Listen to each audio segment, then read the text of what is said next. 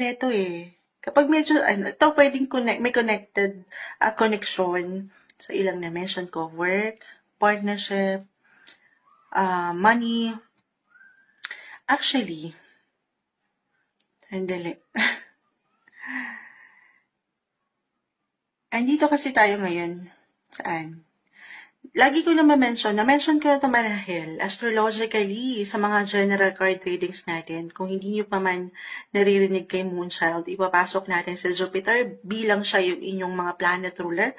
Jupiter. This is your planet ruler, Sagittarius. Jupiter is the planet of luck, wealth, money. Right now ay nasa inyo pa rin yung mga 8th house. 8th house of money. Yes, guys, maipasok natin yung ilang na-mention ko about money. 8th house is about other people's money. So, meron at merong papasok.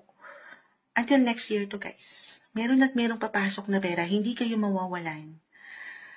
At baka marami to. Jupiter again, planet of luck, abundance, pinakamalaking planeta. Parang si Moonchild, kasing laki ni Moonchild. So, magandang pagkakataon din ito na pag nilay-nilayan nyo ang usaping ito. Kung nanaisin, best time ito to consult a financial advisor. Lalo pa kung sobra-sobra yan. Baka naman. Charis. Magical. Kompleto kayo, guys. 8 house ang lawak niyan. Merong